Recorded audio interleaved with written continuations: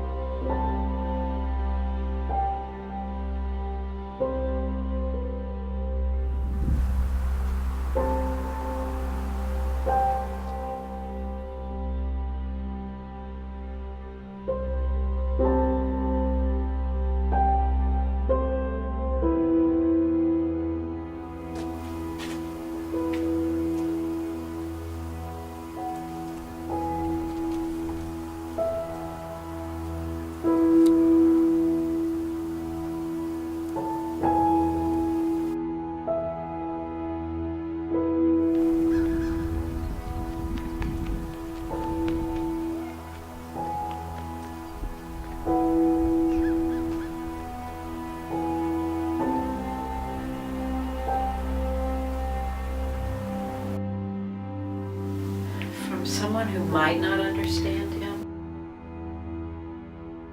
I think it just takes him a little time to realize, okay, yeah, this guy knows what's going on.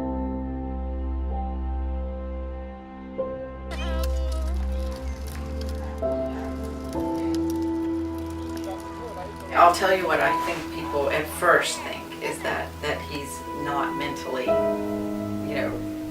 with it. Care.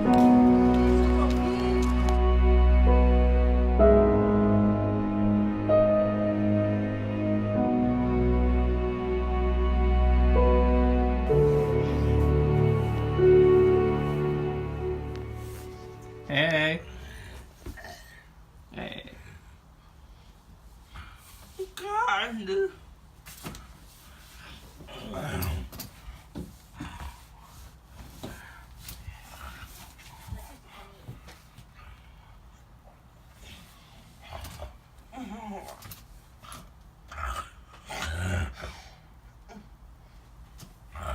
Time. Oh. Hey there. So when he tells me something, I can recognize the word because I've either heard it before or I've heard him reference something before. People who come across Eric for the first time aren't lucky enough to have like this whole framework of knowing his history. So they're really going to struggle to understand him. I'm too dumb. One day. I'm weird. I'm baby. I was a baby. Baby. War. War. A war. War. Uh-huh. War. Good. My leg.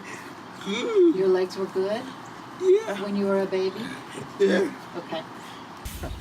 I.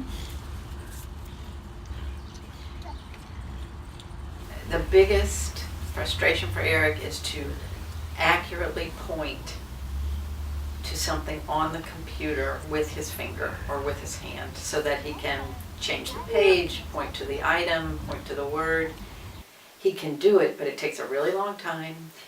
It's inaccurate, so sometimes he hits the wrong word, then he has to go and erase it. Imagine if you were trying to write a paper and every few words you wrote the wrong word and you had to go back. So that's one thing. The second thing is his toes do help him. He's more accurate with his toes, but he's told me that's not really going to work in the real world. It's to have your shoes off and working a communication device sitting on the floor. It's just not going to work for him.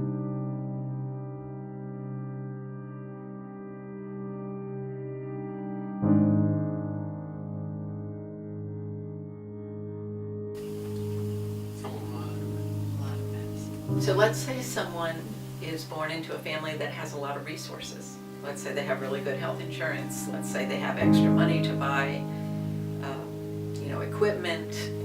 Let's say they have a car because they can drive.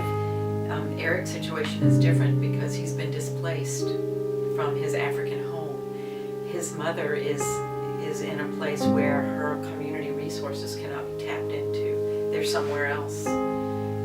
She is sort of reinventing her world and who she depends on. And America is very different than Africa. The systems in America are more complex. We don't take care of each other the same way. We don't look after each other's children or give each other rides very often. We're more structured and much more of a pay-for-service kind of mentality. Also, we have very high standards. You know, we want people to sit in wheelchairs. We want them to have powered mobility. We want them to have braces and medications, whereas in Africa there might have been less expectations for medical care, but maybe just as rich of a existence, because people may have been in his life more than Right. social service agencies. So, all right. So why? I'm gonna ask an interesting question here. Okay. So why help Eric? You know, it's funny, I just kind of wrote a little statement about that, of, you know, who deserves help, you know, who deserves to come to America and who deserves to be left behind. These are really, really hard moral questions. You know, why help one African boy to move up the ladder a little bit or be more comfortable? And honestly, the one thing I say to myself all the time is Eric is me. Eric is you. Eric is anyone that gets displaced, that might be in a war, that might be in a hurricane, that might be in a flood, where they lose everything and they have to start over again. You know, what would we want for ourselves, and how would we want to be cared for? So I don't try to make an example of myself, but what I realize is that when people see me helping, they want to help too. Because I'm not being paid, I'm a volunteer, I'm a friend. And it inspires people to do more.